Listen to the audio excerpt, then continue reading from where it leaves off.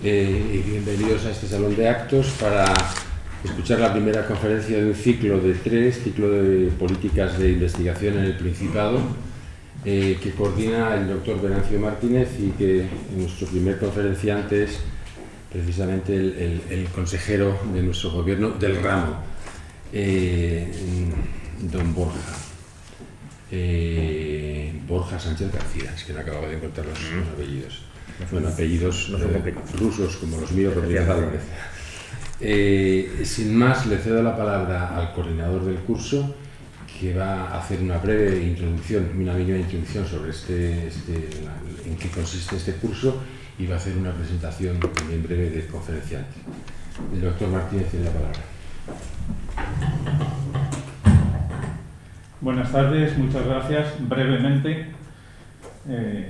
buenas tardes y muchas gracias, señor consejero, por su presencia y por su participación en este ciclo de conferencias. Gracias al RIDEA, a su director y a la Comisión Quinta, el profesor Tomás Díaz, su presidente, investigador de Bota y Bata, por haber acogido y promovido esta actividad, que desde mi punto de vista no necesita gran justificación, o quizás sí.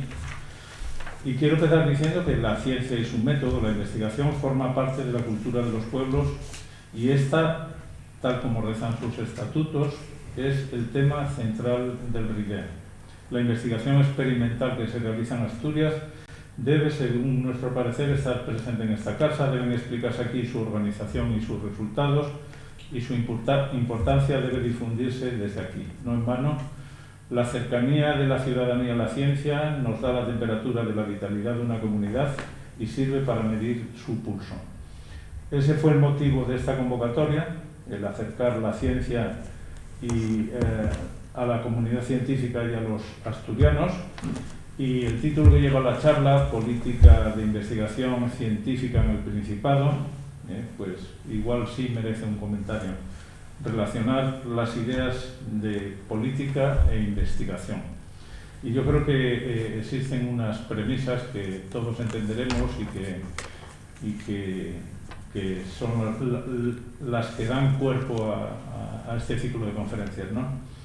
Desde mi punto de vista, una buena estructura de investigación da buenos resultados. Si la estructura es buena, los resultados, con más o menos tiempo, con más o menos inversión, dan resultados. Y esos resultados son fundamentales en el desarrollo económico y tecnológico mejores cuanto mejores sean aquellos. Tiene, por tanto, un valor social y de transformación decisivo. Se financia con dinero público, que son nuestros impuestos, y privado, y eso debemos de conocerlo. Porque todos deberíamos de sentirnos obligados a exigir que se le reconozca su valor y que se le asigna a la ciencia, a la investigación, a los investigadores, los recursos para cumplir nuestras posibilidades para el desarrollo de esas funciones. Desde la Comisión de Ciencias pensamos que la perspectiva correcta, la más adecuada, la más ilustrativa que debíamos darle era la de tres investigadores situados en niveles diferentes de la organización de la ciencia en nuestra comunidad. Serían los tres tipos diferentes de hombres de ciencia, cada uno desempeñando un papel absolutamente indispensable, no solo para que sus cosas funcionen, su trabajo funcione, sino para la asistencia de los otros dos tipos de personas que se dedican a la investigación. Los he llamado investigador, coordinador de investigación y administrador de investigación. Probablemente su visión de la situación de nuestra ciencia no coincida, pero seguro que los tres apuntan en la misma dirección. Este ciclo de conferencias consta de tres sesiones o de tres charlas. Una primera, que es la que vamos a escuchar hoy, una estrategia de investigación para Asturias.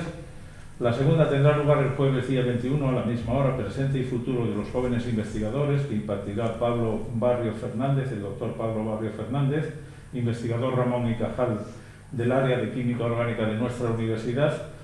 Y la tercera de las charlas tendrá lugar a la misma hora también, a las 9 de la tarde, el día jueves 28, y lleva por título La visión de un investigador serio. Y la impartirá el doctor Abelardo Margolles Barros, que es doctor en farmacia por la Universidad de Santiago de Compostela y es profesor de investigación del CSIC, adscrito al IPLA, el Instituto del Principado Lácteo de Productos Lácteos de Asturias. Y la primera charla, como digo, pues, que es la de hoy, la va a impartir el ilustrísimo señor Borja Sánchez García, nuestro consejero, que es consejero de Ciencia, Innovación y Universidad del Principado desde julio de 2019. Es un mierense licenciado en Biología, doctor en Biología por la Universidad de Oviedo y premio extraordinario de doctorado. Desde febrero de 2017 es científico titular del Consejo Superior de Investigaciones Científicas, adscrito al Instituto de Productos Lácteos de Asturias. Hizo diferentes estancias de investigación que suman 4 años en el Instituto Nacional para la Investigación Agronómica de Francia, en la Escuela Nacional de Ingenieros Agrónomos de Burdeos, en la Universidad de Parma y en el Centro de Cooperación Internacional en Investigación Agronómica para el Desarrollo de la Isla de Reunión. Es secretario general de la Asociación Española para el Avance de la Ciencia y socio fundador de la empresa derivada del spin-off de biotecnología Microbiome Therapeutics. Ha publicado 128 artículos en revistas internacionales, 15 capítulos de libros y más de 30 artículos de divulgación. Ha sido investigador principal en 11 proyectos con financiación oficial y ha registrado una patente nacional y 2 patentes internacionales licenciadas. Yo creo que eso es suficiente para poder medir la importancia del ponente de esta tarde y la importancia también, hay que resaltarlo, de quien es nuestro consejero de ciencia. Muchísimas gracias por responder a la convocatoria del RIDEA y nos alegramos mucho de poder escucharte esta tarde. Muy bien, pues muchas gracias. Y yo creo que para empezar, aprovechando que somos pocos, si queréis lo podemos hacer un poco más menos protocolario que lo habitual, ¿no? Es decir, al final una conferencia da igual que sean para 10 que para 100 personas, pero si queréis interrumpirme en cualquier momento, simplemente levantad la mano y pues acaso no, pues a lo mejor me extiendo más o queréis que me extienda más en algún tema, pues me levantáis la mano y me interrumpís, Bueno, yo, claro, el título de la charla, que por cierto, muchísimas gracias a vosotros por la invitación, porque siempre que yo agradezco mucho tener la oportunidad de poder interlocutar y charlar con la gente sobre cómo ven la consejería y cómo ven las diferentes acciones que estamos haciendo, tener esa retroalimentación. Y bueno, el título que se me había sugerido, que es una estrategia de investigación para Asturias, claro, al final darme ese título a mí es como darme carta blanca. O sea, básicamente esto es un título que lo recoge todo. Dándole vueltas a cómo quería organizar esta conferencia, más o menos pensaba para, pues, estimo que unos 40 minutos, traía unos temas, pero de la que estaba preparando los temas, pensé que igual era un poco más interesante venir con los objetivos del programa electoral y explicaros qué es lo que estamos haciendo en cada uno de ellos, las diferentes acciones, ¿no? Porque yo creo que el hecho de entrar en política, mi motivación personal, la primera es saber por qué había ciertas cosas que no funcionaban, o sea, entender el mecanismo que había detrás de un tanto por ciento de inversión del PIB en I+D, entender qué había detrás de retrasos en las convocatorias. O sea, yo quería entender una serie de cuestiones que a mí me interesaba que funcionasen, porque como os ha dicho en la introducción, lo que es irrefutable a la vista de los datos es que la inversión en I+D impacta de una manera además muy importante, de forma positiva, en lo que es la riqueza y el bienestar de las regiones que lo hacen. Y a lo mejor es ahí donde yo creo que juega a nuestro favor, en este caso a mi favor, el bagaje científico. Al final es como abordar un proyecto de investigación. Tú tienes una hipótesis y simplemente quieres ver con datos empíricos por qué hay cosas que funcionan, y por qué hay cosas sobre todo que podrían ir mejor. Y un poco también resaltar que ahora ya, bueno, en 2022, casi que con todo lo que ha pasado por el medio desde julio de 2019, casi que, vamos, es insignificante, ¿no? Pero la consejería se creó en julio de 2019, no existía como tal, como departamento, y esto tiene una serie de dificultades sobre todo en el arranque, ¿no? Esto es igual que un sistema al cual pues, quieres energizar al principio, la inercia es difícil vencerla.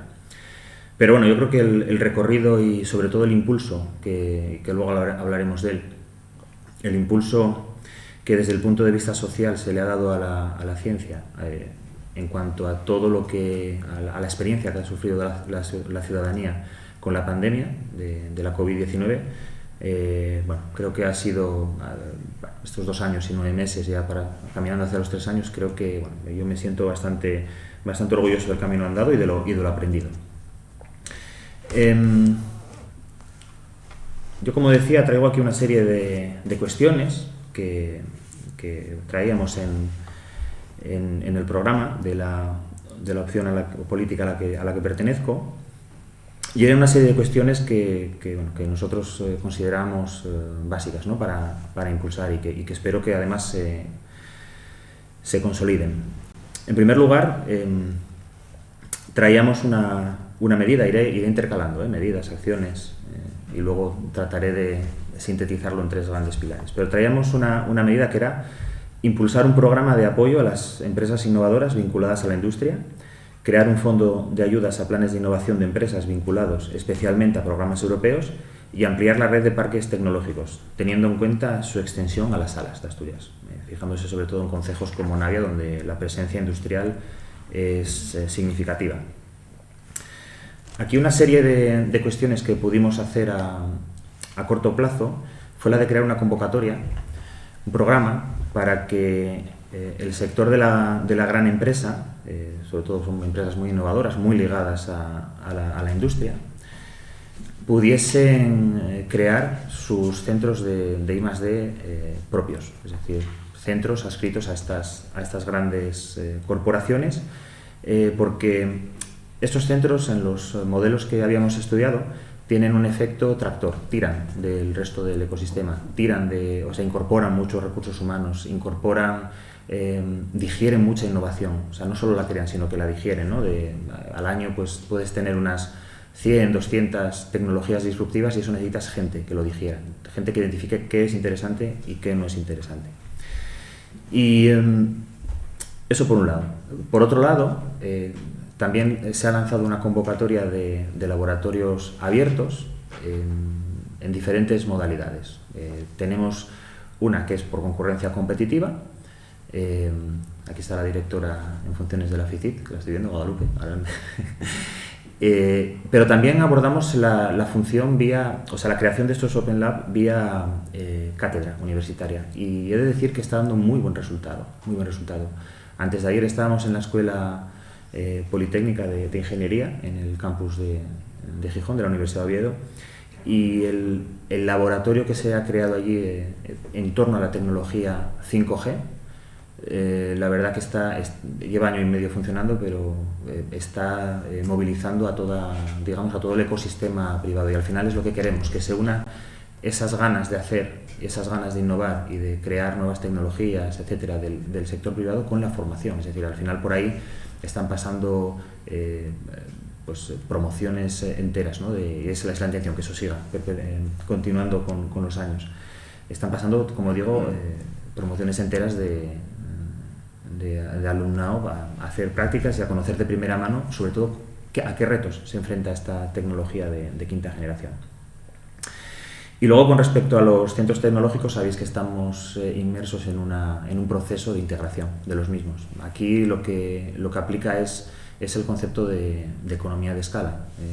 4 pequeños por separado no van a ser más fuertes que uno grande unido. Y aquí lo que tratamos es de posicionarlos de 2 formas. En primer lugar, en cuanto a su financiación, porque lo que queremos es poder llegar a una financiación no competitiva alta que nos permita que los centros tecnológicos funcionen como interfaces entre investigación e innovación, que funcionen en esa interfaz. Hemos de tener en cuenta que la mayor parte de las empresas que tenemos en el Principado de Asturias son ya no pymes, sino micropymes, y tienen dificultades aunque tengan ganas, tienen dificultades para acceder a recursos humanos que les puedan impulsar proyectos, a desarrollar nuevos productos, etc. Ahí es fundamental la figura del centro tecnológico, por eso se está abordando con la complejidad que eso tiene, porque al final los centros tecnológicos son fundaciones privadas y esto lleva un proceso, ¿no? De un proceso de integración, una serie de trámites, por supuesto el visto bueno, ¿no? De todos los patronatos y bueno, en eso estamos iniciando ese proceso que yo creo que va a ser bueno. Hay experiencias tanto nacionales como internacionales que han resultado muy bien y que luego el centro tecnológico resultante además ha crecido, ¿no? Tanto en volumen de negocio como en incorporación. Lo de ampliarlo a las salas ya veremos, eso ya veremos si es factible o no es factible. Otra cuestión que traíamos para impulsar era todo lo que concernía a las nuevas tecnologías habilitadoras del cambio. Hablamos de nanotecnología, supercomputación, Internet de las cosas. Sobre todo, aquí a lo que nos referíamos era justamente a estar en un punto de vanguardia con respecto a la tecnología 5G. Una cuestión es la red 5G, que el usuario final percibirá porque tendrá más velocidad de descarga y ya, porque otros parámetros más interesantes como el tiempo de latencia, ¿no? Entre que se envía una instrucción y esa instrucción vuelve al terminal, no tiene por qué. Con la red 4G ya creo que se pueden mantener incluso videoconferencias con alta, digamos, demanda, débito de información o de resolución, sin percibir esos 20-30 milisegundos de diferencia, pero aquí estamos hablando de tiempos de latencia de 1 milisegundo, que lo interesante es que va a habilitar nuevos modelos de negocio. Este milisegundo entre que uno manda una instrucción y vuelve es lo que va a permitir temas como el vehículo autónomo o la cirugía a distancia. Bueno, este tiempo es de lo que estamos hablando y por el medio obviamente toda una serie de cuestiones y de actividades que yo creo que ni siquiera ahora mismo podemos imaginar. Para nosotros, ¿qué es interesante también? Abordar la capa de conectividad. A este respecto, ¿qué aporta nuevo la red 5G? Es 5G porque es de quinta generación. Pues ¿qué aporta nuevo? Que por primera vez una red de telecomunicaciones no va a estar enfocada solo a las poblaciones. O sea, hoy en Asturias hay unos 400 centros remisores de telefonía móvil y todos están orientados, son todos en cota media-baja y orientados a población, todos. Con alguna excepción que a lo mejor habéis oído en la prensa, ¿no? Todo de las interferencias, etc., que eso es una cuestión bastante interesante desde el punto de vista climatológico. Pero aquí lo interesante es que por primera vez una tecnología va a mirar no hacia la población, sino hacia el territorio. Es decir, va a permitir, imaginaros, conectar una carretera. O sea, que tú a lo largo de la carretera ya no es que no pierdas la cobertura, sino que puedas tener una videoconferencia, que es el salto, y también va a permitir pues una serie de cuestiones en el ámbito sobre todo productivo, ¿no? Enfocado a sensorización, de ganaderías, monitorización de bosques, etcétera, etcétera. ¿Es esto la panacea? No, es una tecnología más, pero queda, digamos, tanto por recorrer para que esta tecnología esté plenamente, esta red esté plenamente instaurada, que creo que Asturias parte en un posicionamiento muy bueno con respecto a todos los desarrollos que se puedan exportar desde aquí a otras regiones de España y del mundo. ¿Por qué digo esto? Pues porque lo que funciona en Asturias con respecto a la 5G va a funcionar en cualquier lado. Asturias es la región orográficamente más irregular de España y la segunda más irregular de Europa.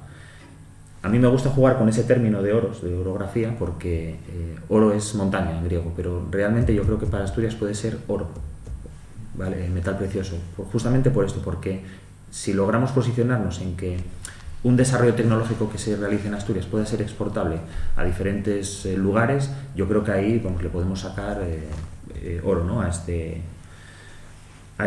tema. A mayores de esto, ahora mismo lo que estamos es tratando, y lo diréis mucho en las noticias, de extender la red de fibra óptica. Esto en Asturias, y la Consejería tiene dos formas de hacerlo.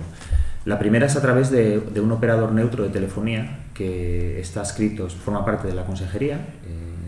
El director general de innovación es el vicepresidente y yo soy el presidente, pero al ser un operador neutro solo puede extender fibra óptica allí donde no hay un interés comercial de los operadores que ya conocéis.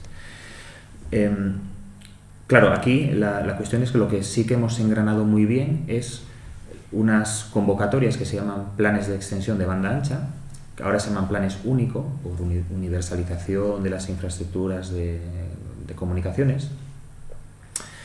Y aquí lo que hacemos es, a través del Ministerio de Economía, se habilitan unas convocatorias donde concurren los diferentes operadores. Pues esto con esta herramienta, creo que parte financiado con fondos FEDER y parte con los fondos extraordinarios de Nueva Generación, vamos a conseguir, va a llegar fibra a lugares que yo nunca imaginé que iba a llegar fibra, sobre todo en concejos con la complejidad que tiene, yo qué sé, Ibias, por ejemplo, ¿no? O ciertas zonas de Somiedo. Bueno, pues esto va a ser posible. Y a nosotros nos interesa expander lo que se pueda esta red de fibra, porque sobre esta red de fibra es sobre lo que va a funcionar luego toda la cuestión inalámbrica, ¿vale? Entonces nos interesa muchísimo que esta red esté lo más extendida posible.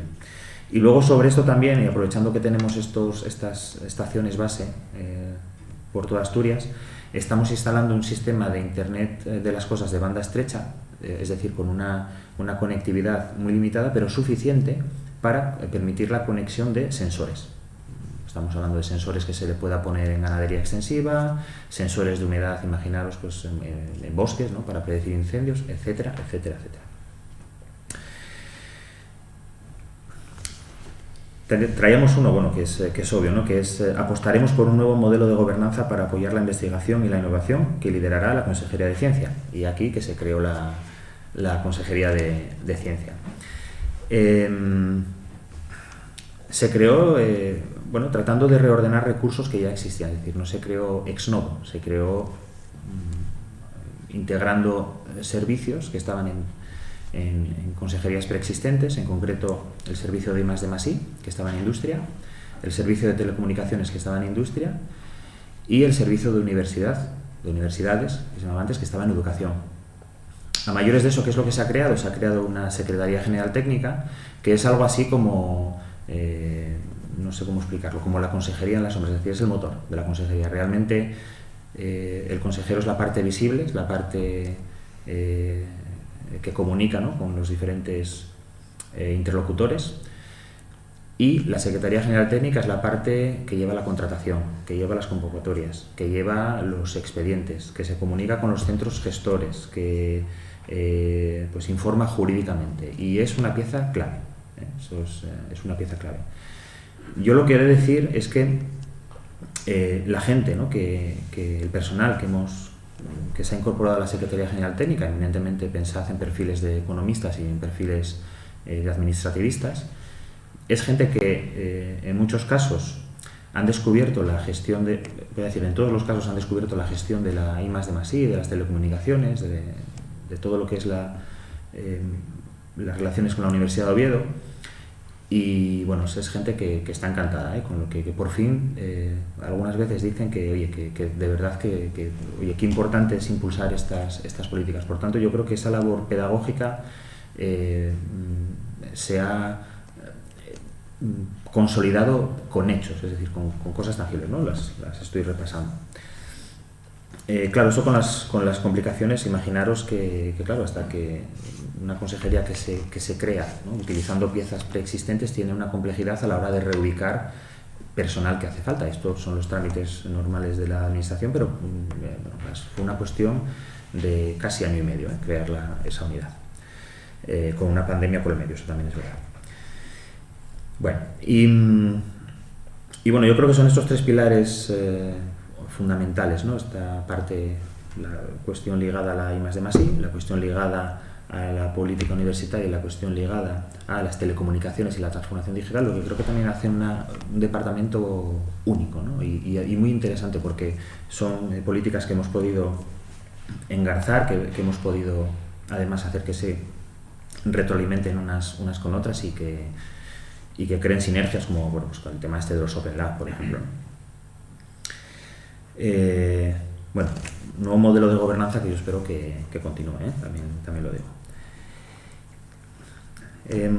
Otra cuestión que teníamos en el programa era aumentar la inversión del Principado en I+D+I para asegurar la correcta financiación de las actuaciones propuestas con el objetivo de alcanzar el 2% del PIB regional. Esta es aprovecho para explicar que esto es una componente, o sea, es una cifra que tiene dos componentes, tiene la parte de inversión pública, la parte de inversión privada.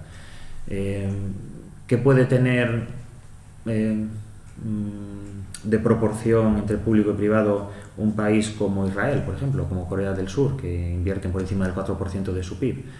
Pues a lo mejor lo público viene a representar un 20% y lo privado el 80%. Lo mismo para los recursos humanos. La mayor parte de los investigadores y los tecnólogos en esos países están en el sector privado, ¿vale?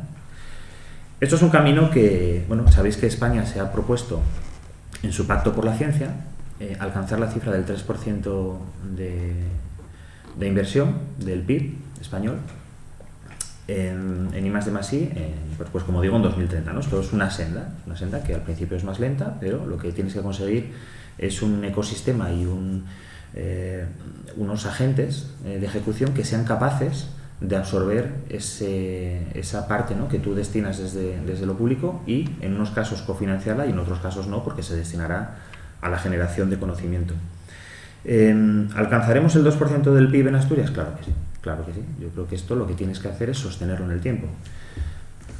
A lo mejor habrá otro consejero o consejera que lo vea, pues no lo sé, porque el otro día en el último informe de la Cátedra de Innovación, que es otra cátedra que hemos creado con la Universidad de Oviedo y que su vocación es de que sea un observatorio de la innovación y de cómo se va distribuyendo por el territorio, de qué impactos tiene en la economía, etc.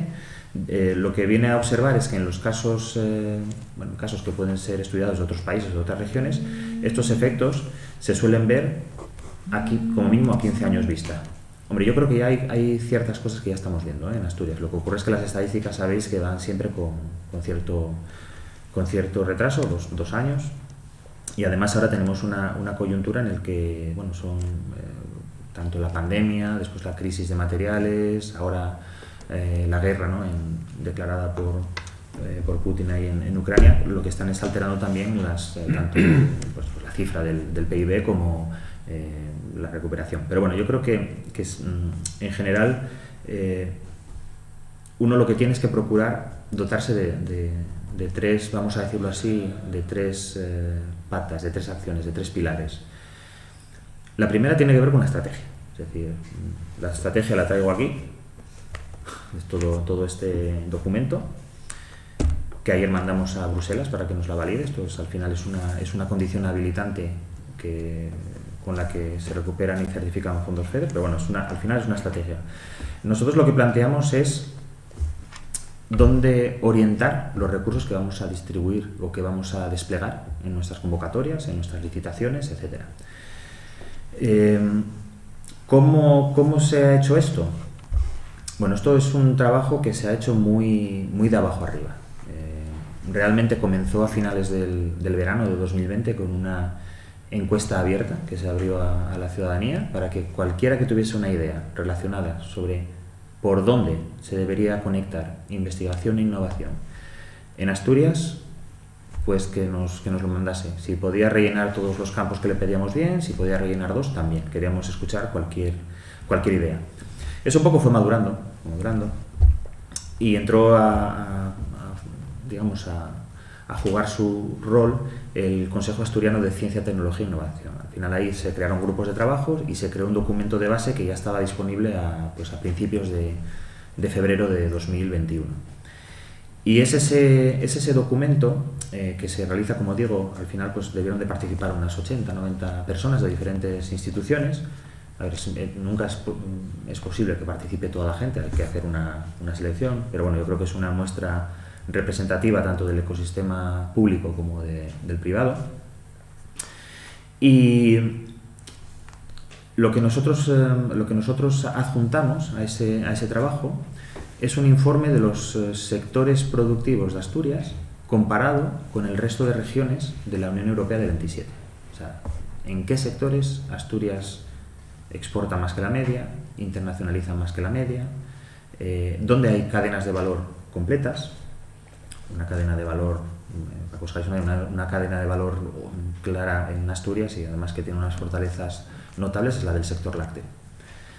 Y con todo eso, con todas esas, ver dónde tenemos capacidades productivas, dónde tenemos capacidades competitivas y ver dónde tenemos capacidades científicas y tecnológicas, se organizan cinco verticales, ¿no? 5 verticales que luego, si tengo un pelín de tiempo, os esbozaré. ¿Qué queremos con esto? Bueno, nosotros ahí lo que queremos es orientar recursos. Una vez que la estrategia esté aprobada por Bruselas, una vez que el sistema de gobernanza, en breve habrá noticias sobre la Agencia de Ciencia, una vez que la gobernanza esté completa, y una vez que, como digo, se puedan ya reorientar los recursos presupuestarios, porque sabéis que los ciclos presupuestarios son anuales en caso de que se apruebe el presupuesto, vendrá el tiempo de los programas. Aquí yo creo que la fortaleza y el recorrido que va a tener Asturias va a ser en estas programaciones que se harán en verticales, agroalimentario, biomédico, etc. Y yo creo que es ahí donde lo que vamos a intentar es una cuestión, y esto lo comparto con vosotros, lo que vamos a intentar es una cuestión como lo que hemos hecho con la universidad, que yo veo que ha pasado desapercibido, pero lo que hemos incluido en la ley de presupuestos de este año es una excepción a la duración de los contratos del contrato programa con la Universidad de Oviedo. Por eso este año se ha firmado un convenio de transición. Lo que hemos hecho es que la Universidad de Oviedo, el Gobierno del Principado, pueda suscribir un contrato programa con la Universidad de Oviedo por 6 años, prorrogables otros 4. ¿Vale? Eso trasciende legislaturas, eso trasciende rectores. Eso es lo que te permite hacer una programación a largo plazo, siempre que esté bien consensuada y bien trabajada.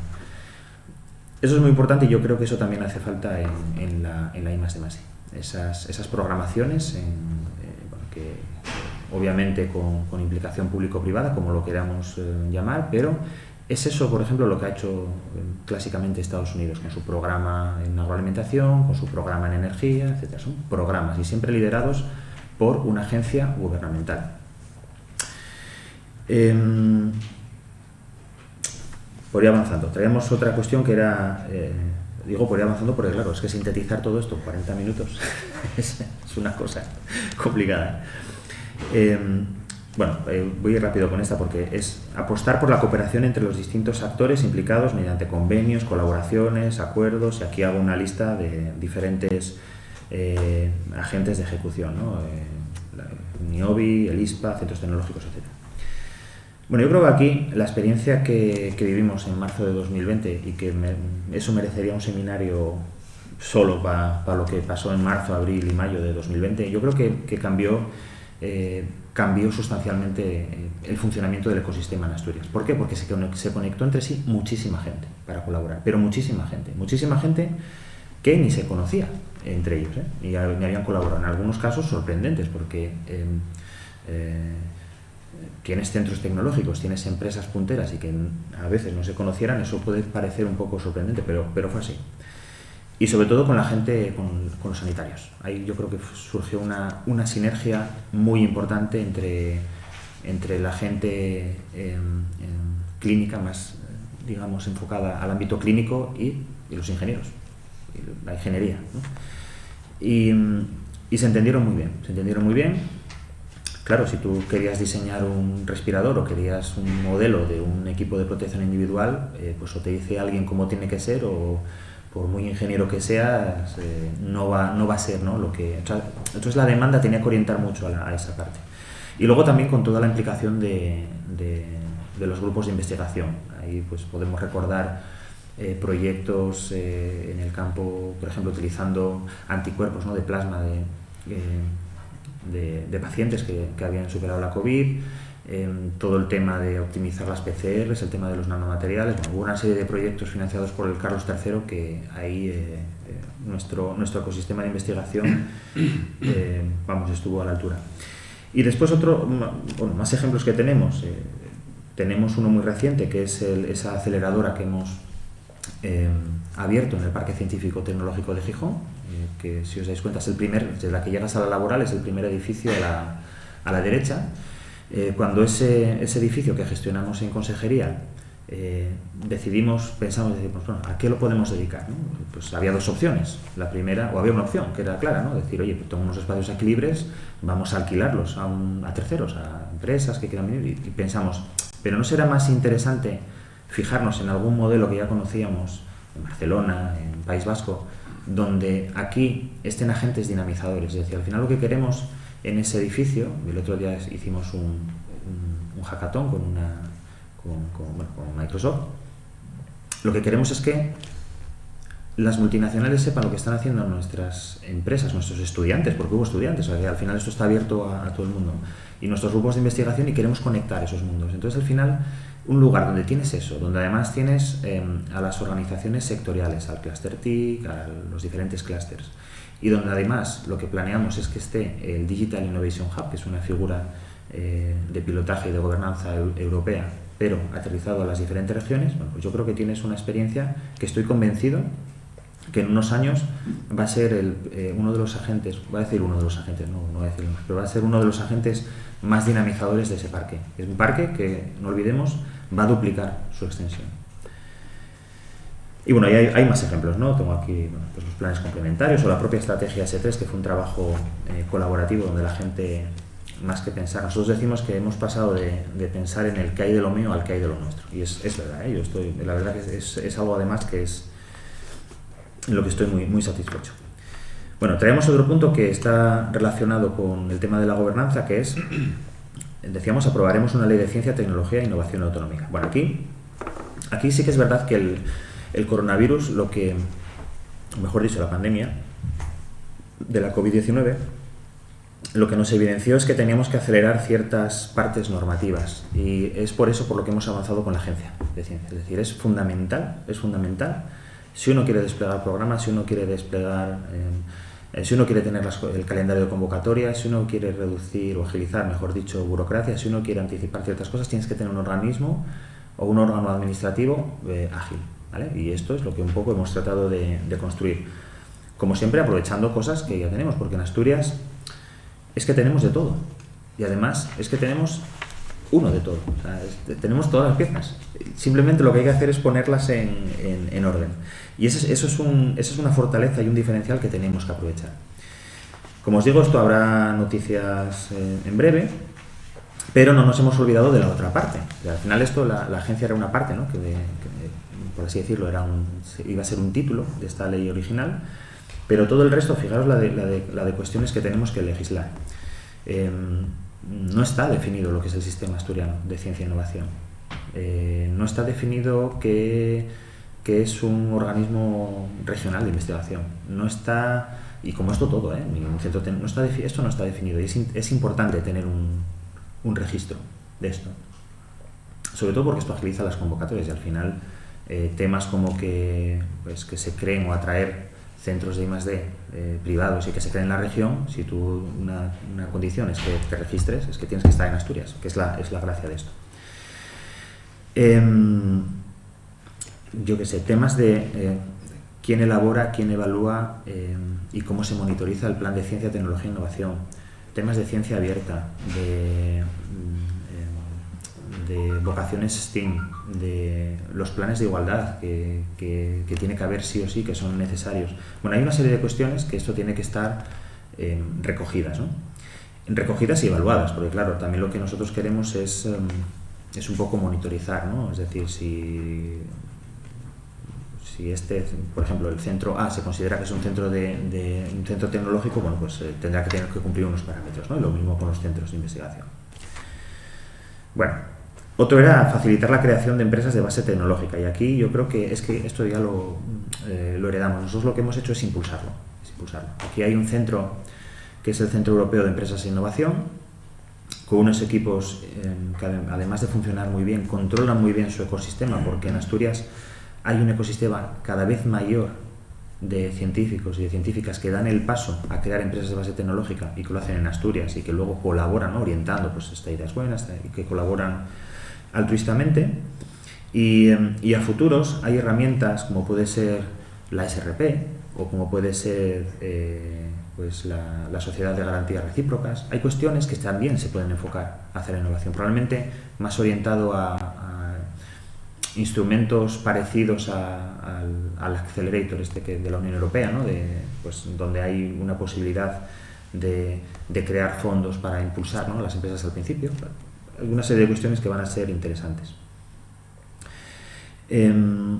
Otra cuestión era y ya voy a llegar a la I+D, era apoyar programas de investigación y desarrollo empresariales implicando al sector privado en la generación de conocimiento. Porque claro, ¿por qué el sector privado no puede también participar en la generación de conocimiento? Si decimos que es interesante que incorporen investigadores y que además esos recursos humanos vayan y vengan, o sea, hagan viajes de ida y vuelta entre la academia y el tejido productivo, ¿por qué no vas a generar también conocimiento de la que haces un desarrollo? Y esto depende mucho de los recursos humanos, ¿no? Y es algo que estamos viendo, que yo creo que hemos creado esa necesidad de que las empresas también se fijen en los programas de I+D tipo Jovellanos o tipo doctorados industriales que en algún momento tendremos que convocar, ¿no? y que incorporen a ese talento que sale y que lo retengan, a ese talento que sale de nuestra universidad o que lo atraigan. Y aquí, bueno, aquí hay todo un despliegue de convocatorias que ya conocéis. Otra cuestión era poner en marcha un plan regional para la atracción y retención del talento en el sistema de I+D asturiano con el fin de incorporar personas que ayuden a dinamizar nuestra región. Bueno, esto entronca con el programa Margarita Salas, que también en este auditorio conocéis de sobra. También relacionado con el programa Margarita Salas está aumentar la cofinanciación de ayudas en programas como Ramón y Cajal o Miguel Servet, que son claves en la retención de talento científico y que he de decir que ha dado buen resultado, este aspecto, ¿no? Y es más, la ley de ciencia estatal va a potenciar esto.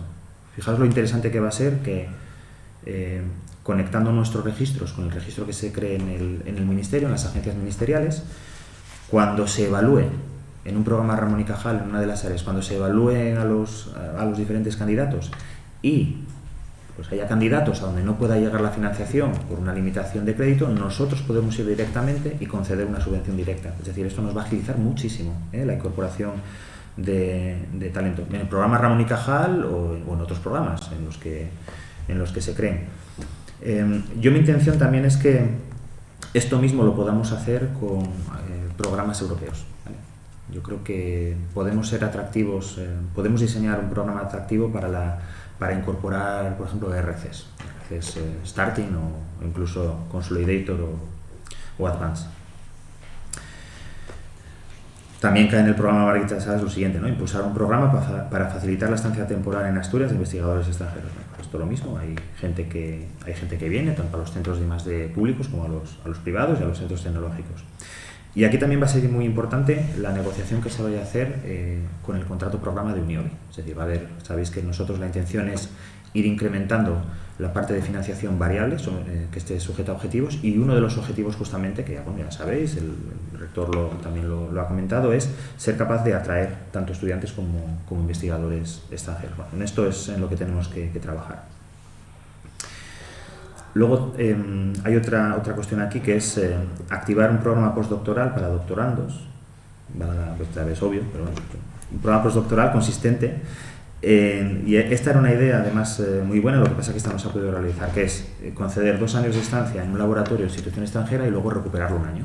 Es decir, tú sales de tu laboratorio de origen, te vas 2 años a un laboratorio en el extranjero y vuelves un año a tu institución de origen. Bueno, esto fue, esta parte de la vuelta, esto fue, inviable administrativamente, pero bueno, yo también espero que con la agencia podamos abordar, porque creo que sigue siendo un programa interesante. Es decir, si tú eres capaz de atraer a una persona un año de vuelta, es decir, lo formas 2 años o 3, porque ahora con la ley de ciencia también sabéis que cambia, ¿no?, la duración de los contratos y permite hasta 5 años, ¿no? Entonces, yo creo que esto es interesante. Te formas fuera, pero sabes que luego vas a tener un año de margen para ver qué haces, si te acreditas, si obtienes una certificación de esta nueva que va a haber R3, si además ahora como la contratación por defecto va a ser indefinida. Bueno, yo creo que es muy interesante esta cuestión, ¿no? Porque te da un año, tienes un año ahí que puedes modular. Por tanto, he de decir que esta cuestión está cumplida así, pero falta la parte de la vuelta, ¿eh? O sea, esto no le puedo poner un tic. Después también pusimos en marcha un programa de movilidad direccional, en este caso Industria Academia para investigadores senior. El año pasado lanzamos el piloto. Bueno, yo creo que este año lo volvemos a lanzar. La idea es seguir lanzándolo y esto, claro, es cambiar el paradigma, es decir, y no solo te vayas a hacer una estancia a la industria, sino, oye, tú, industria, ven a hacer una prácticas a la academia, ¿no? Es cambiar un poco el paradigma. Luego, bueno, estaba, obviamente, ¿no?, dotar a la Universidad de Oviedo de medios suficientes para el adecuado cumplimiento de sus objetivos académicos, favoreciendo igualmente la investigación y el desarrollo, y nuevas tecnologías como pilar fundamental del desarrollo de nuestra comunidad. Además, una cuestión que es clave en el momento que estamos atravesando, es decir, no podemos mirar hacia la diversificación económica de Asturias, no podemos mirar hacia esa transición digital, hacia la transición ecológica, si no contamos con la universidad. Para mí es una cuestión central, ¿no? Y en eso estamos trabajando, y además he de decir que la interlocución es fantástica. Da gusto escuchar a Baje, entre medias. Ya voy acabando, ¿Por cuánto tiempo voy? Sí, ya voy acabando. Bueno, estas dos últimas cuestiones tienen que ver con la universidad. Es reforzar las medidas dirigidas a garantizar la igualdad de oportunidades mediante un sistema justo de becas, política de tasas, flexibilización de las opciones de pago. Esto, además, hubo que hacer incluso muchos más avances a raíz de la pandemia, con el objetivo de no dejar, de que no se quedase nadie atrás por razones económicas. Fijaros que incluso ahora mismo eximimos de pagar las tasas de la EVA, ¿vale? Esto ya es una cuestión que introducimos con el primer estado de alarma y que hemos mantenido, porque fijaros que es que llegó hasta ese punto, que estaba comprometido hasta la realización de la prueba de la EVA por una cuestión económica, ¿no? Entonces yo creo que esto, bueno, pues era algo que no podíamos permitir, y además en esta política de congelación de tasas que hacen que, con los últimos datos en la mano, la Universidad de Oviedo sea la cuarta universidad donde sea más barato estudiar, la cuarta, además a muy poca diferencia de la tercera, esto ponderando, pues bueno, como se pondera, ¿no?, el precio medio del crédito de grado.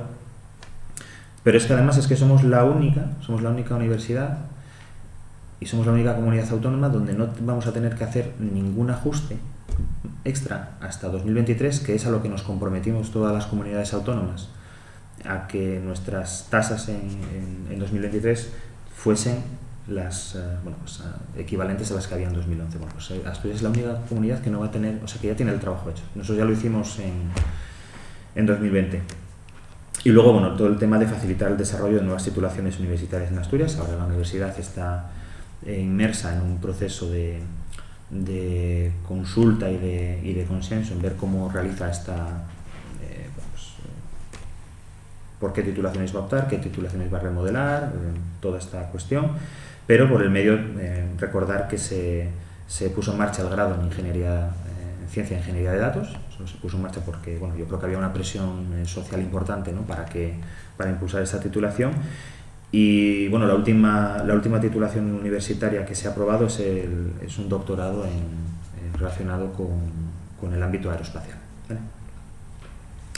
Bueno, yo tampoco me voy a extender mucho más porque casi que va a ser más interesante que me hagáis preguntas.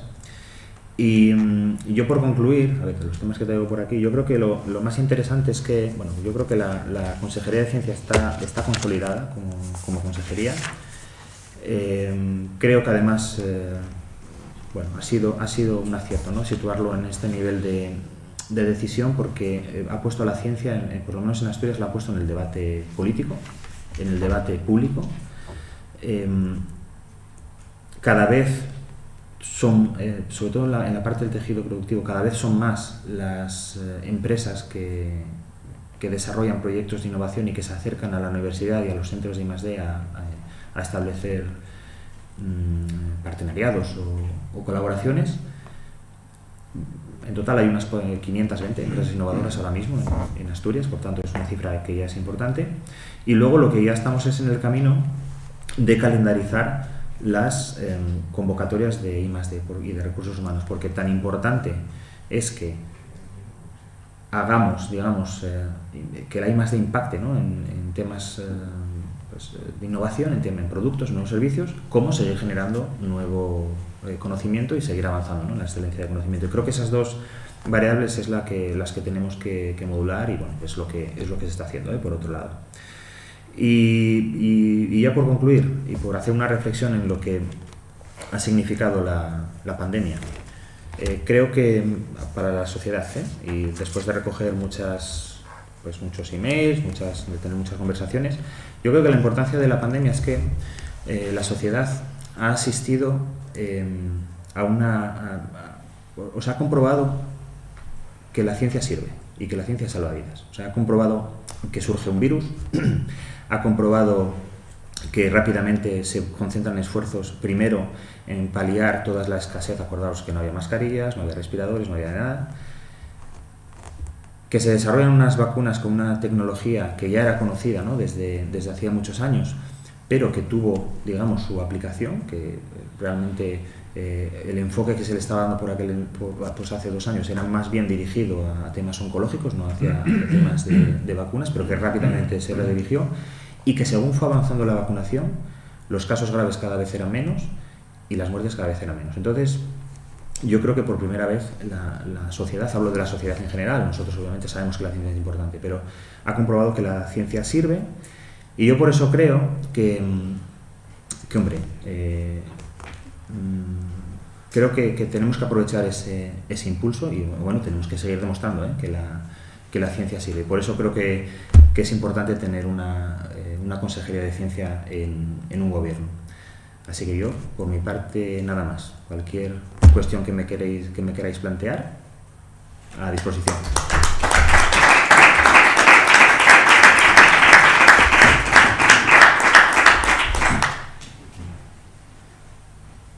¿Alguien del público, algún comentario, alguna valoración, alguna pregunta sobre alguno de los temas, de los muchos temas que se comentaron? El profesor Evaristo Suárez. Yo tengo una, perdón, pero no sé si quiera el cuento. Que se oye que los médicos de atención privada que escasean muchísimo y que no se va a poder reponer todos los que hay, que se van a jubilar una montaña de ellos y que se están llevando a otros países porque tienen unas condiciones laborales mejores y la gente valora más su papel. Y quería preguntar sobre eso. Bueno, obviamente no es mi ámbito competencial, ¿no? Pero bueno, yo por lo que conozco, vamos a ver, ahí hubo una reducción hace unos años de las plazas MIR que por lo visto ha impactado y claro, hay que tener en cuenta que formar un médico, bueno, esto es que probablemente los ponentes puedan contestar mejor, pero ¿cuántos años lleva formar un médico? Entonces, obviamente, tenemos que esperar, pero bueno, yo creo que está bien calculado que eso que usted comenta no pase, ¿no? Y yo creo que aquí ha quedado en evidencia. De hecho, yo creo que el personal sanitario se va a incrementar hasta para cubrir, digamos, todo lo del efecto de la pandemia. Vamos, creo recordar que 2.000 personas. Por tanto, yo creo que eso está, gracias a Dios, digamos, es decir, controlado, ¿no? Orientado. Después, yo creo que cada país, los hemos vivido en el extranjero, pues en cada país, pues hay diferentes salarios, en unos más, en otros menos. Hombre, yo he de decir que, sinceramente, no todo es el salario, porque a lo mejor te vas a vivir en un país donde sí, tu salario es el doble que aquí, pero ahora ponte a pagar un seguro médico, por ejemplo, y ponte a costear o sea, hay otros intangibles que además creo que generaciones como la mía, como la de Vero, que está aquí, hay intangibles que nosotros consideramos y por eso damos la vuelta. Es decir, al final la calidad de vida que se tiene en Asturias, pues yo no la he vivido en ningún lugar. Y lo digo así. Entonces creo que hay otros intangibles que también cuentan, ¿eh? Pero bueno, eso que me comentaba usted, vamos, está perfectamente calibrado para que no pase. El tema sí quedaría para más de una tarde. Profesor Evaristo Suárez.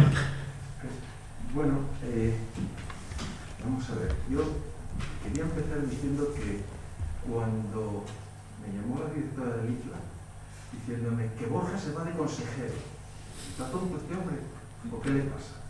cuando está en el culmen de su producción científica, va y se me sale de la investigación y se me mete a lo que yo, poco, vamos a decir, despectivamente llamé la administración, y estoy contentísimo de que lo hayas hecho.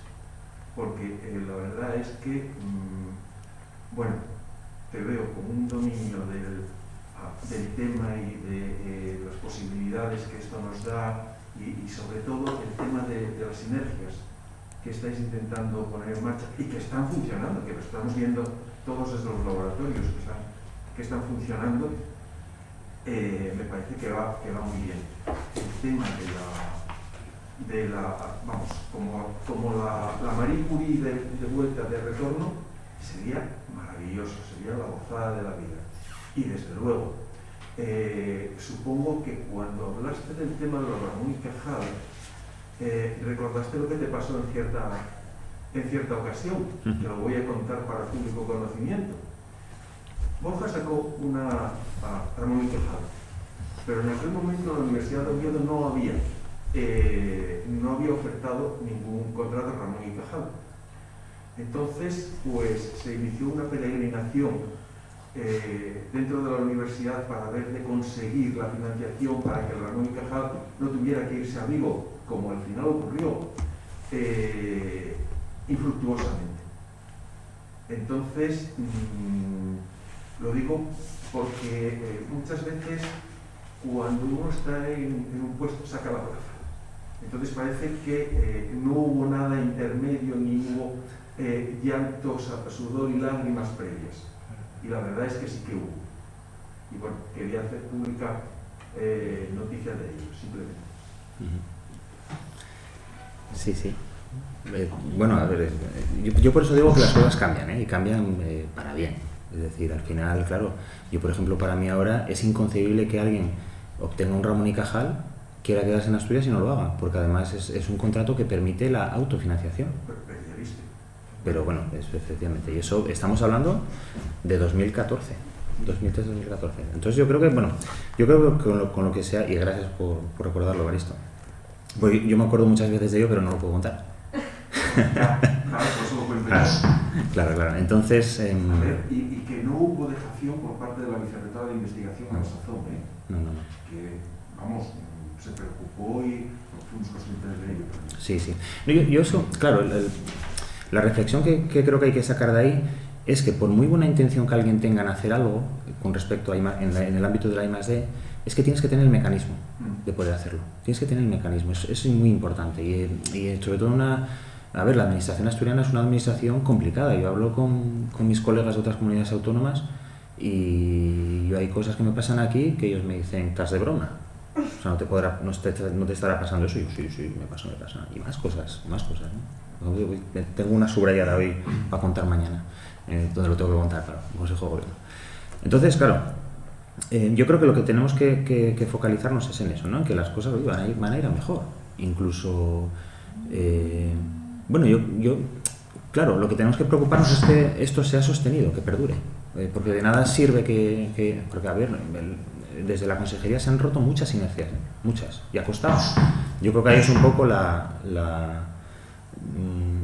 tal vez la formación científica que te hace, como tú siempre tienes en vista, digamos, el objetivo final, pues si no vas por el plan A, vas por el plan B, y si no por el plan C, y luego yo creo que también como estamos tan acostumbrados, sí, como estamos tan... A ver, porque lo que estamos observando, y no es aquí, estamos observando en todas partes, es la inmediatez de la investigación. O sea, los proyectos duran 3 años, tú tienes que publicar en esos 3 años y por lo tanto no puedes hacer investigaciones a largo plazo.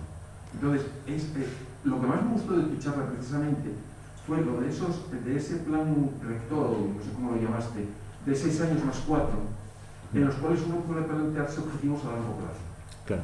Que en lo habitual no lo puedes hacer porque, claro, la gente tiene que publicar, porque si no, a ver, ¿qué haces con ellos? Sí. Y tienes que publicar en un tiempo razonable. O sea, como yo. Pablis por Peris, yo no sé si se está acoplando un micro o algo, pero sí, igual es este, ¿no? Bueno, claro, es que además date cuenta que podemos ser...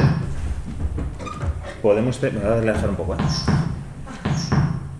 Ahora no soy yo. Vale. Teniendo exactamente la misma financiación, que tú la planifiques para 3 años o para 10, se cambia, ¿eh? Y es la misma financiación. O sea, no es cuestión de cuánto pones, sino cómo lo distribuyes. Y bueno, eso es lo que comento, que lo que necesita es abordarse desde el punto de vista normativo. Y hombre, luego, claro, la parte legislativa, pues hombre, tiene su complicación y ahí yo creo que de nuevo el tener formación científica lo que te hace es que estás acostumbrado a leer mucho. Tú vas a preparar un proyecto, lees mucho. ¿En serio? Sí. Y hasta leyes, fíjate. Que recuerdo que uno de los primeros consejos que me dieron fue, después de todos los pésames, y como no, el tuyo no fue el único, pero me dijeron, oye, intenta rodearte de un equipo de jurídicos bueno, porque son temas complicados y al final, te tienes que imbuir, porque la política también tiene una parte de gestión, tienes que controlar la gestión, tienes que estar encima de los temas, no puedes, tienes que tener esos puntos de control para saber que estás avanzando bien y que la legislación te lo permite. Y bueno, yo creo que ahí también juega el hecho de... Y luego ya, bueno, el recorrido vital de cada uno, ya sabes, yo creo que cada uno somos único, pues Vero tendrá el suyo, tú habrás tenido el tuyo, y luego el momento ideal para venir aquí, yo creo que es que yo cuando lo pensé tampoco pensé en que fuera... Es decir, sabía que era un momento fastidiado, porque, a ver, con proyectos, con no sé qué, con la EBT despegando. Pero tú no dejaste el laboratorio del todo. Bueno, yo tengo, ya sabes, un ojo puesto, ¿no? Tengo sensores por ahí. Sí, bueno. Recuerdo yo cierta tesis de hace mucho tiempo. Efectivamente, las tesis, claro, continúan y, hombre, hay que ir a las defensas de las tesis y luego hay los trabajos científicos, hay que seguir publicándolos, claro. Claro, sois interinos, tu carrera finalmente Eso es revertir a Litva. Eso es. Entonces, y yo ahí creo que también la experiencia que te da el haber pasado por un cargo público va a hacer mucho más sencillo, fíjate, volver, porque al final es, cuando uno se obliga a salir de la zona de confort, luego volver a la zona de confort, volver al calorcín es sencillo, entonces creo también que va a ser relativamente, con la correspondiente adaptación obviamente, pero va a ser relativamente fácil, digamos, reintegrarme a esa vida investigadora y, hombre, con otro punto de vista, porque también, yo también lo digo, o sea, al final, ostras, es que estás muy metido, cuando estás en investigación estás muy metido en la investigación y también salir un poco a ver qué hay por el mundo no está mal, así que... ¿Alguna otra cuestión? Sí. Dos preguntillas. Una, has hecho referencia al objetivo de la inversión del 2% del PIB en Asturias. ¿En qué porcentaje del PIB estaríamos actualmente? ¿Ahora mismo? Sí. Mira, ahora mismo la cifra con la última cifra que tenemos, que es la cifra adelantada de 2020, es 0,9%. O sea, hemos subido una décima con respecto al año anterior. Pero esto es una cifra que como digo, se compone de parte pública y privada. La parte pública ha subido, la parte de administración, si mal no recuerdo, subió un 4%, la universidad, quiero recordar, un 12%, y lo que ha bajado es la parte privada. Es decir, al final aquí lo que tenemos que tratar es de, o sea, nosotros con si fuésemos, imagínate que fuéramos Corea del Sur, con ese 0, casi 5% que está invirtiendo Asturias ahora mismo, que no te creas que tenemos mucho diferencial con respecto a la media europea, un poco más de una décima porcentual. Con ese 0,5, date cuenta que, a ver, si fuéramos Corea del Sur, estaríamos apalancando otros 2 puntos porcentuales. O sea, pero claro, es que eso no se consigue, no porque, o sea, el recorrido hacia Corea del Sur, que es un recorrido, Corea del Sur era, después de la guerra de las dos Coreas, era creo que el país más pobre del mundo, o el segundo país más pobre del mundo. Entonces, ese recorrido que ha hecho durante 60 años, claro, nosotros no lo vamos a hacer en 4, pero lo hemos iniciado, ya está iniciado. Es decir, al final, lo que se trata es de, a lo mejor ahora a nosotros nos toca invertir un poco más desde lo público, ¿no? Acompañar más a que se incorpore más personal en las empresas, a que conserven la relación con los centros de investigación y con la universidad, gente además que sepa poner en valor la investigación, porque al final tú tienes una investigación, como digo, que es para que el conocimiento avance, en nuestro caso pues, de las bifidobacterias, por ejemplo, que hay que seguir avanzando en ese conocimiento, pero tienes otro que es eminentemente aplicado y que además viceversa, es que la empresa puede decir, oye, yo tengo este problema y ¿dónde tengo quien me lo pueda solucionar? Y a lo mejor quien me lo puede solucionar es tu grupo, y además con esa financiación tú además puedes generar conocimiento también, ¿no? Entonces es lo que un poco yo creo que hay que ver. Y claro, ¿qué nos toca ahora? Nosotros nos toca invertir fuerte desde lo público, es decir, a lo mejor seguir incrementando, décima a décima, ir incrementando, y esto en algún momento dado tiene que, digamos, cambiar la pendiente. Esto es como los cultivos bacterianos, ¿sabes? Parece que no arranca y de repente, ¡puf!, no despega. Pues esto es un poco lo que se busca.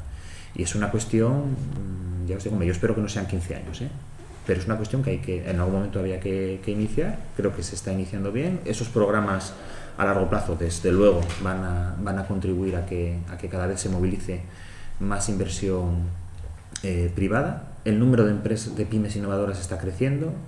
Yo creo que si la integración de los centros tecnológicos se realiza en un plazo de tiempo razonable, también van a ser un catalizador, porque entre los objetivos que le vamos a poner es que cada vez haya más pymes innovadoras, y al final es una cuestión de orientar recursos. Es decir, si yo oriento mis recursos públicos a que pasen ciertas cosas, a que haya más centros de gasto, pues hombre, es que eso se tiene que trasladar al PIB, un porcentaje del PIB, claro. Y aparte es que el tema de la transición ecológica y digital, las empresas o se meten en temas de innovación o lo van a tener complicadillo, y están mentalizadas de esto.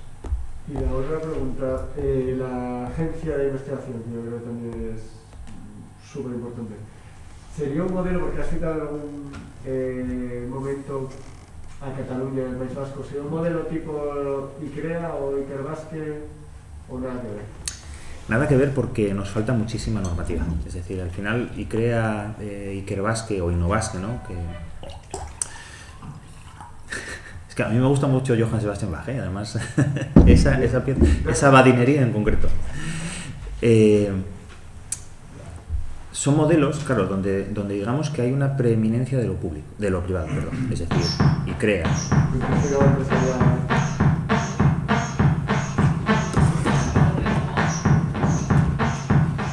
El bucle. Esto es que se acopla igual esto. Sí, se acopla. Levanto más la voz, no pasa nada.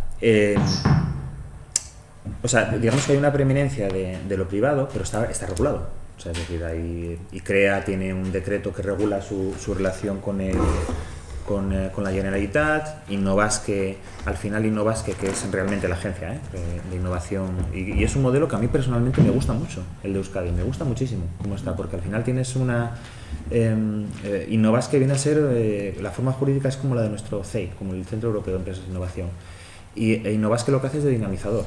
Innovasque tiene, por un lado, evalúa cómo se convoca, pues desde el equivalente al IDEPA en el País Vasco o el equivalente a la Consejería de Educación, etcétera, etcétera, pero luego también lanza pilotos y evalúa. Claro, eso aquí en Asturias nos iba a llevar mucho tiempo, y aparte la ordenación jurídica asturiana no va hacia ahí. A mí que más me gustaría tener una fundación cerca y debajo otras 40 que son en su mayor parte fundaciones privadas en Cataluña. Pero lo que nosotros hemos optado es decir, bueno, pues oye, tenemos que crear el modelo asturiano. Entonces el modelo asturiano pues es un modelo mixto, es decir, para la parte, digamos, de convocar lo que es las potestades administrativas, de convocar, adjudicar, etc., eso, derecho público. Para la parte presupuestaria, derecho privado. Y yo creo que lo importante de Asturias, y que esto no está en ninguna agencia, al menos a mí no me cosa, es por esto de Asturias de tener uno de todo. Entonces al final uno de todo tienes una agencia, porque oye, son para 1 millón de personas, pues una agencia. Yo creo que aquí la importancia es que la idea fuerza de la agencia es ligar el concepto de promoción económica a innovación, y que esa innovación, todo lo que se puede hacer para esa innovación con la I+D, que ocurra, porque a veces no ocurre no porque la investigación no sea aplicada, sino porque es que no queda en un cajón, o porque no se encuentra el canal, ¿no? Eso por un lado. Y luego por el otro lado, que a mí me parece importante, seguir salvaguardando la producción, seguir avanzando en la generación de conocimiento, y eso es algo no orientado. Es decir, pues a lo mejor si tú ahora a un ciudadano le preguntas si es importante o no tener investigadores, ya no virólogos, sino investigadores o grupos de investigación que conozcan ¿cómo son los sarcovirus? ¿No? Creo que son, Evaristo, corrígeme. El SARS-CoV-2 es sarcovirus. Claro, ahora tú a la pregunta y dices, no, claro, por supuesto. Ahora, pregúntalo hace 3 años. Le preguntaré a Luis San Juanes a ver qué estudió, ¿no? el SARS. Por tanto, yo creo que hay que salvaguardar esas dos cuestiones. Y aquí es donde tenemos que aprovechar que en Asturias está todo cerca. Hasta las salas están cerca, está todo cerca, están todas las instituciones y... es decir, yo al final, si necesito comentar algo con el rector, por ejemplo, hoy por la mañana que surgió una reunión para una cuestión, pues son 15 minutos. Si quiero bajar andando, si quiero bajar en coche son 3. Entonces, esto tenemos que aprovecharlo. Porque además esto es un valor que cuando viene gente de fuera, ya sea de empresas o de otras universidades, dicen, pero estáis tan cerca. Pero sí, claro. Pues bajar y ya está. Entonces, pues lo mismo, la agencia tiene que tener también esa cercanía o esa vocación de acercar mundos y de conectar mundos. Pues muchísimas gracias. Bueno, yo tenía una pila de cuestiones, pero las vamos a dejar porque estamos muy por encima de lo previsto, del tiempo que habíamos pensado en dedicar a la sesión de hoy, pero el entusiasmo y el ánimo del consejero me hicieron tomar muchas preguntas y muchas cuestiones, ¿no? Yo, dos para contestar muy brevemente. Conoce la comunidad científica y me gustaría saber cuál cree que es el estado de ánimo de la comunidad científica, si es que se puede hacer un balance general ahora mismo en Asturias, de los investigadores asturianos. Mi percepción es buena, ¿eh? Y además vienen cambios que son reivindicaciones, yo las llamo históricas recientes, ¿no? Pero yo qué sé, pues el que, por ejemplo, que ahora la contratación predefinida tenga que ser la contratación indefinida, yo creo que eso es un avance. Es decir, porque al final, oye, eso también, mientras el grupo tenga financiación, pues tú sabes que vas a poder tener ahí pues a tu gente, ¿no? Contratar a la gente que funciona bien. Luego, hombre, se están cada vez, yo creo que calendarizando, cada vez hay más convocatorias, cada vez hay más información, se está movilizando mucho aquí al ecosistema privado, a los laboratorios abiertos donde van empresas, se comunican, se están creando más empresas de base tecnológica. Yo creo que en general bien, luego simplemente, siempre va a haber casuística, ¿no? Como en todo. Esto es, digamos, como reflexión general. Yo esta reflexión general, ¿de dónde la obtengo?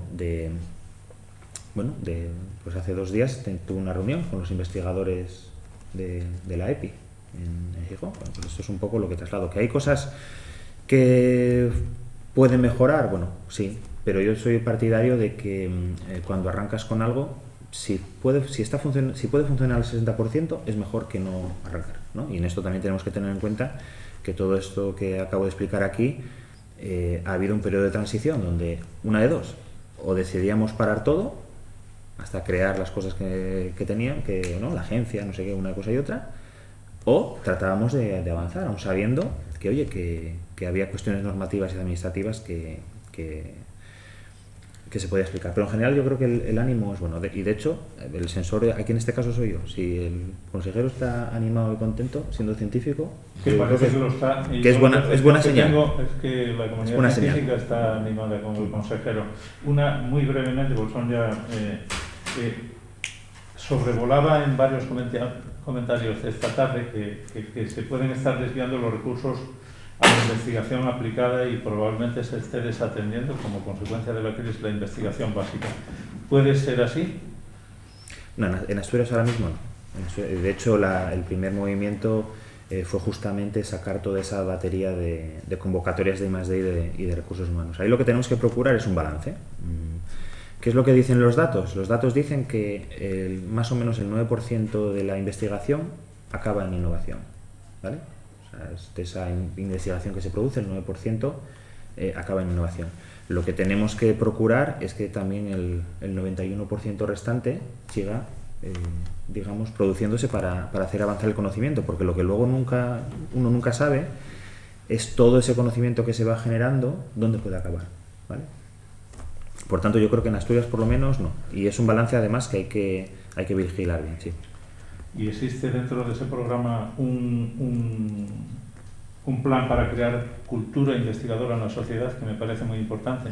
Y vocaciones científicas, sí, desde luego. Esa es una parte fundamental. De hecho, el año pasado una de las convocatorias que además dio un resultado excelente fue justamente el orientado ya no solo a la divulgación, sino a la difusión de la ciencia. Y ahí, bueno, pues por mencionar dos de los proyectos que se financiaron, uno fue un juego para escolares creado por los propios alumnos, donde lo que el alumno aprende es a dirigir un proyecto de investigación, a formar un equipo y a conseguir la financiación, eso se llama Proyecto STEM, y luego el hackathon que hicimos en el Molinón, que fue espectacular.